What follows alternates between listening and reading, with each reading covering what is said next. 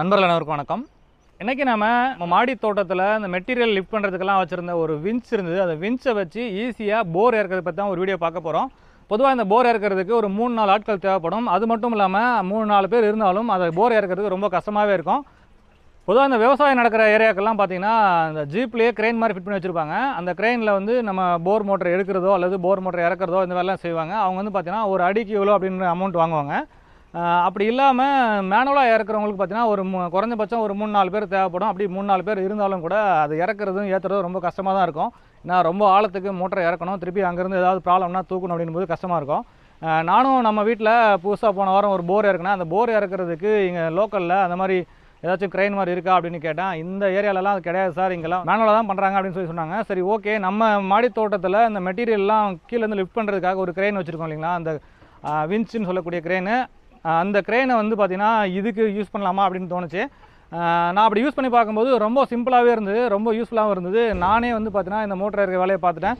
எனக்கு வந்து பார்த்தீங்கன்னா ஹெல்ப் பண்ணுறதுக்கு என்னோடய மனைவியும் மகளும் மட்டும் கூட வந்து ஒயர் விடுறதுக்கு ஒரு ஆளும் கயிறு விடுறதுக்கு ஒரு ஆளும் ஹெல்ப் பண்ணாங்க. மற்றபடி இதை நான் சிம்பிளாக ஒரே ஆளாக இந்த மோட்டரை இறக்கி முடித்தேன். ரொம்ப யூஸ்ஃபுல்லாக இருந்தது. சரி, இதை ஒரு வீடியோவாக பதிவு பண்ணால் நிறைய பேருக்கு பயன்படுமே அப்படின்றதுக்காக தான் ஒரு வீடியோவாக பதிவு பண்ணுறேன். இதுக்கு நம்ம பயன்படுத்தின வின்ச்சோட கெப்பாசிட்டி பார்த்திங்கன்னா கிட்டத்தட்ட ஒரு 500 கிலோ வெயிட்டை தூக்கக்கூடிய ஒரு வின்ச்சு, 1/2 டன் வெயிட்டை தூக்கும். இது வந்து பார்த்திங்கன்னா மாடி தோட்டத்துக்கு தேவையான மண் எருவெல்லாம் வந்து கீழே வந்து தூக்குறதுக்காக நான் ஒரு வீடியோ ஏற்கனவே பதிவு பண்ணியிருந்தேன்.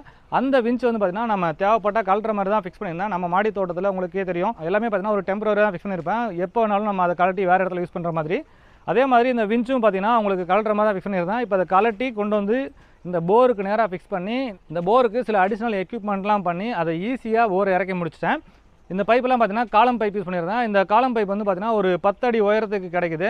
10 அடி உயரம் அப்படின்போது ஒவ்வொரு பைப்பாக நம்ம இறக்கிட்டு அதை வந்து நம்ம ஹோல்டு பண்ணி கயிறில் இழுத்து பிடிச்சிட்டு தான் வந்து டைட் பண்ணுவாங்க. அது வந்து ரொம்ப கஷ்டமாக இருக்கும். சப்போஸ் நம்ம மிஸ் ஆகி விட்டோம்னா போர் உள்ளே போயிடும். ஆனால் இந்த வின்ச் இருக்கிறதால அந்த பிரச்சனையே கிடையாது. அழகாக நம்ம எங்கே வேணாலும் அதை ஸ்டாப் பண்ணிக்கலாம். அந்த மாதிரி தான் இந்த வின்ச் இருக்குது. அதே மாதிரி மேலே தூக்குறதும் கீழே இருக்கிறதும் ரொம்ப ஈஸியாக இருந்தது. இந்த போர் இறக்குற வேலை வந்து பார்த்தீங்கன்னா நான் எதிர்பார்த்ததை விட ரொம்ப ஈஸியாகவே இருந்தது. இது வந்து பார்த்திங்கன்னா இந்த வின்ச்சை எப்படி மாட்டியிருக்கேன் அப்படின்னு பார்த்தீங்கன்னா மாடியில் மேலே இருந்து இந்த வின்ச்சை வந்து ஃபிக்ஸ் பண்ணியிருக்கேன்.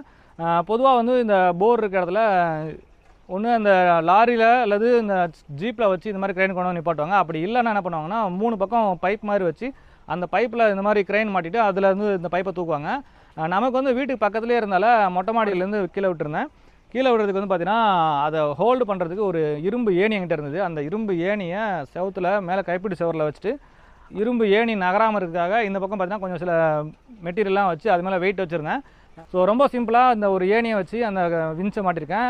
இந்த இடத்துல தான் அந்த க்ரெயின் இருக்குது. இந்த க்ரெயினை எப்படி ஃபிக்ஸ் பண்ணியிருக்கேன் அப்படின்னு பார்க்கலாம். இதுதான் வந்து பார்த்திங்கன்னா நம்ம மாடி தோட்டத்தில் மெட்டீரியல் லிஃப்ட் பண்ணுறதுக்கான க்ரெயின். இதை வந்து பார்த்திங்கன்னா நம்ம ஏணியில் ஃபிக்ஸ் பண்ணியிருக்கேன்.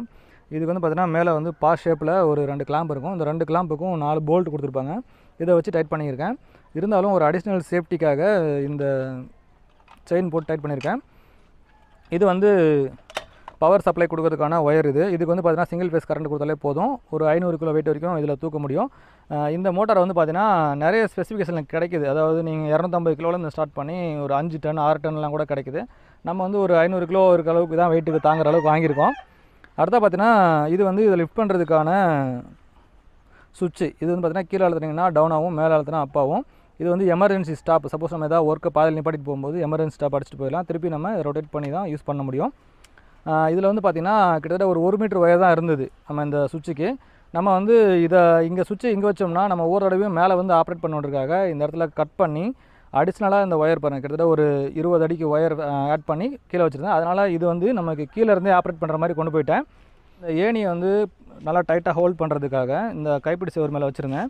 இந்த கைப்பிடி சுவர் மேலே வச்சாலும் இதை வந்து இன்னொரு முனையை வந்து நல்லா டைட்டாக பிடிக்கணுன்றதுக்காக இங்கே பாருங்கள் நம்ம மாடி தோட்டத்தில் இந்த பெரிய ரெக்டாங்குலர் க்ரோ பேக் ஸ்டாண்ட் இருக்குல்ல, இதுக்கு அடியில் தான் இந்த ஏணி இருக்குது. இது வந்து ஏணி இந்த பக்கம் தூக்காமல் இருக்காக ஒரு டயரு இந்த கல்லெல்லாம் வச்சு கொஞ்சம் முட்டு கொடுத்துருக்கேன்.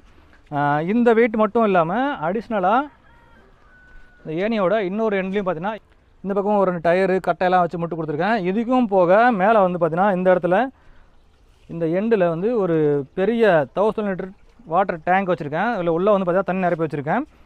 இப்போ வந்து பார்த்திங்கன்னா இந்த டேங்க்குக்கு உள்ள தண்ணி நிரப்பினால நமக்கு கிட்டத்தட்ட வெயிட் ஃபுல்லாகவே அந்த ஏணியோட இன்னொரு பக்கத்தில் நிற்கிது. ஒரு சேஃப்டிக்காக தான் நல்ல வெயிட்டாக இருக்கணுன்றதுக்காக இந்த டேங்க் வச்சுருக்கேன். இது வந்து பார்த்தீங்கன்னா ஒரு டெம்பரரியாக தான் ஃபிக்ஸ் பண்ணியிருக்கேன். நம்ம வந்து இது வந்து போர் அடிக்கடி இறக்க போகிறதில்ல, எப்போது ஒரு தடவை இறக்க போகிறோன்றதால அது டெம்பரரியாக ஃபிக்ஸ் பண்ணியிருக்கேன். இப்போ இது வேலை முடித்த உடனே திருப்பி இதை எடுத்து நம்ம மெட்டீரியல் லிட் பண்ணுற இடத்துல மாட்டிடுவேன். அதுக்கப்புறம் நம்ம மெட்டீரியல் லிட் பண்ணுறதுக்கு யூஸ் ஆகும். சரி, இப்போ நம்ம இந்த போர் இறக்கிறதுக்கு தேவையான இந்த வின்ச் வந்து ஃபிக்ஸ் பண்ணியாச்சு. இதுலேருந்து நம்ம எப்படி அந்த பைப்பை ஏற்றுறோம் இறக்குறோம் அப்படின்னு பார்த்தீங்கன்னா, இந்த பைப்புக்கு நம்ம தூக்குறதுக்கு ஒரு கிளாம்ப் வேணும். இதுக்குன்னு தனியாக பிரத்யேகமாக கிளாம்ப்லாம் கிடைக்குது. ஆனால் நமக்கு இங்கே லோக்கலில் கிடைக்கல.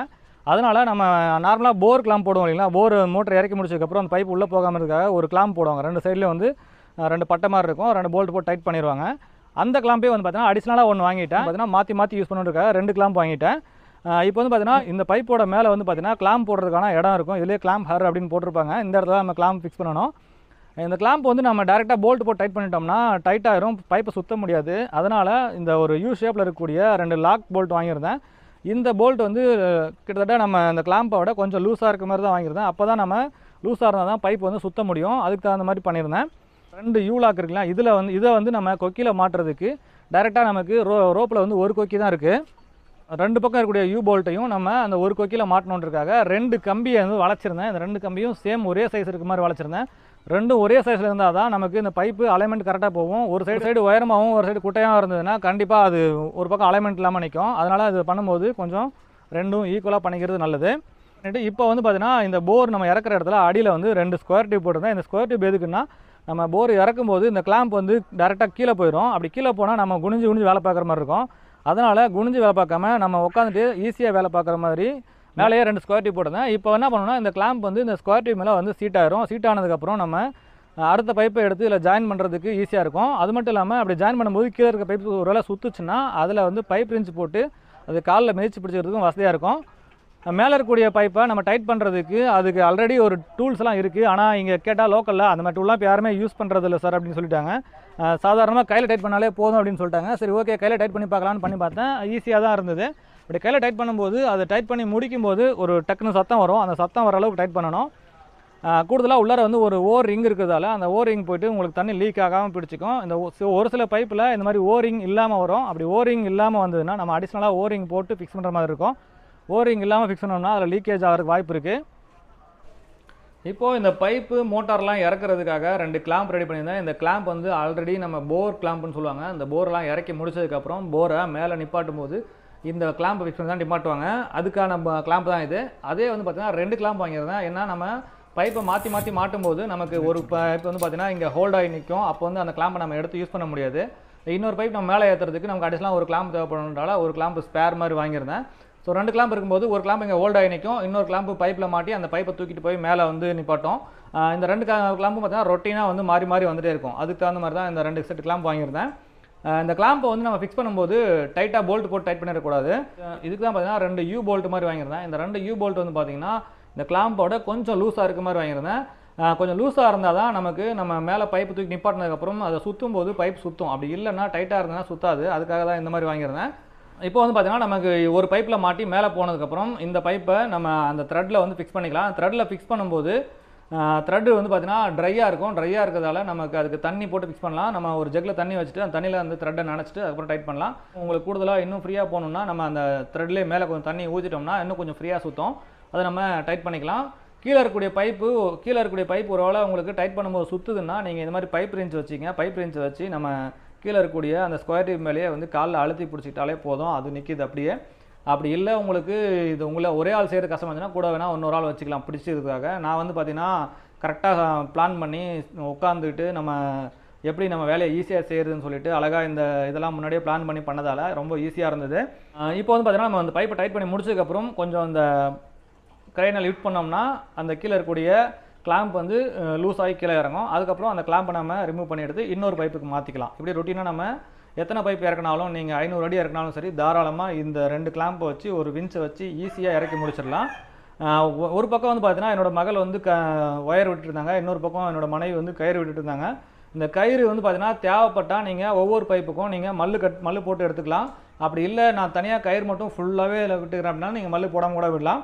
அதே மாதிரி இந்த ஒயர் வந்து பார்த்திங்கன்னா ஒவ்வொரு பைப்புக்கும் ஒரு இடத்துல சும்மா நம்ம டேக் அடிச்சுக்கிறது நல்லது. ஏன்னா ஒயர் வந்து ஃபுல் ஸ்ட்ரென்த்தில் இங்கேருந்து கீழே வரைக்கும் அப்படியே தொங்கிட்டே இல்லாமல் ஒவ்வொரு பைப்புக்கு நடுவுலையும் அங்கங்கே நம்ம டேக் அடிச்சிட்டோம்னா அந்த ஒயர் வந்து ரொம்ப தொங்காது, ஃப்ரீயாக நிற்கும்.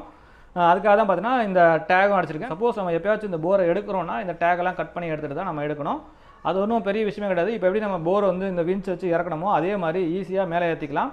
அப்படி ஏற்றும் போது உங்களுக்கு ஒவ்வொரு தடவையும் இதே மாதிரி நம்ம இப்போ எப்படி பண்ணமோ கிளாம்ப் ஃபிக்ஸ் பண்ணிட்டு கீழே இறக்கணுமோ அதே மாதிரி ரிவர்ஸில் பண்ண வேண்டியிருக்கும். இப்போ தூக்கிட்டு அதுக்கப்புறம் வந்து கீழே இருக்கக்கூடிய கிளாம்பை வந்து ஃபிக்ஸ் பண்ணி முடிச்சுட்டு அதுக்கப்புறம் கலட்டிட்டு திருப்பி மேலே இருக்கக்கூடிய பைப்பில் இருக்கக்கூடிய கிளாம்பை கலட்டி அடுத்த கீழே இருக்கக்கூடிய பைப்புக்கு மாற்றி நம்ம யூஸ் பண்ண வேண்டியிருக்கும். சேம் இதே ப்ரொசீஜர் தான் நம்ம ஆப்போசிட்டில் பண்ண வேண்டியிருக்கும். ஸோ ரொம்ப சிம்பிளாக இந்த 2 கிளாம்பும் ஒரு வின்ச்சும் வச்சு நம்ம வீட்டுக்கு தேவையான சப்மர்சபிள் மோட்டரை ஈஸியாக இறக்கியாச்சு. ஸோ இந்த மோட்டார் இறக்கிறதுக்கு பேசிக் எலக்ட்ரிக்கல் விஷயம் தெரிஞ்சால் போதும், ஈஸியாக நம்மளே வந்து மோட்டார் இறக்கலாம். இந்த மோட்டார் இறக்கும்போது என்னென்ன விஷயங்கள்லாம் நம்ம ஃபாலோ பண்ணணும் அப்படின்ற தகவல் தேவைன்னா சொல்லுங்கள், தேவைப்பட்டால் இன்னொரு வீடியோ பதிவு பண்ணுறேன். ஸோ இந்த மாதிரி ஒரு 4-5 பேர் செய்யக்கூடிய வேலையை நம்ம கொஞ்சம் ஸ்மார்ட்டாக ஒர்க் பண்ணோம்னா ஈஸியாக உட்காந்துட்டே வேலை பார்க்கலாம். நீங்கள் பொதுவாக பார்த்துருப்பீங்க, இந்த மாதிரி போர்வெல் இறக்குற இடத்துலாம் பார்த்தீங்கன்னா க்ரெயின் வச்சு இறக்குறவங்க பிரச்சனை இல்லை, ஓரளவுக்கு ஃப்ரீயாக செய்வாங்க. ஆனால் அதே மேனுவலாக செய்யும்போது ரொம்ப கஷ்டப்பட்டு தான் செய்வாங்க. ஆனால் பாருங்கள், சின்ன சின்ன எக்யூப்மெண்ட்லாம் பயன்படுத்தும் போது எந்த அளவுக்கு வேலையை நமக்கு எளிமையாக்குது அப்படின்னு பாருங்கள். சரி, நான் என் வீட்டில் வந்து ஒரே ஒரு போர் தான் இறக்க போகிறேன், அந்த ஒரு போருக்கு இது மாதிரி வின்ச்செல்லாம் வாங்கணுமா அப்படின்னு கேட்டிங்கன்னா இந்த மாதிரி வின்ச்செல்லாம் பார்த்தீங்கன்னா இப்போ வாடகை கூட கிடைக்குது. தாராளமாக ஒரு நாள் வாடகை கூட எடுத்து வந்து நம்ம வீட்டில் ஃபிக்ஸ் பண்ணி இதை இறக்கிக்கலாம். ஸோ இந்த வீடியோ நம்ம சேனல் பார்த்துட்டு கூடிய ஒரு சில நண்பர்களுக்கு யாருக்காச்சும் பயன்படும் அப்படின்றதுக்காக தான் இந்த வீடியோ பதிவு பண்ணியிருந்தேன். இந்த தகவல் உங்களுக்கு பிடிச்சிருந்தால் லைக் பண்ணுங்கள். இந்த மாதிரி எலக்ட்ரிக்கல் ப்ளம்பிங் ஒர்க் பண்ணக்கூடிய நண்பர்கள் யாராச்சும் இருந்தாங்கன்னா அவங்களுக்கு இந்த வீடியோவை ஷேர் பண்ணுங்கள். கண்டிப்பாக அவங்களுக்கும் யூஸ்ஃபுல்லாக இருக்கும். இது வரைக்கும் நம்ம குணா கார்டனிங் ஐடியாஸ் யூடியூப் சேனலை சப்ஸ்கிரைப் பண்ணாமல் இருந்தீங்கன்னா மறக்காமல் சப்ஸ்கிரைப் பண்ணிங்க. மேலும் ஒரு நல்ல பதிவில் சந்திக்கலாம். நன்றி, வணக்கம்.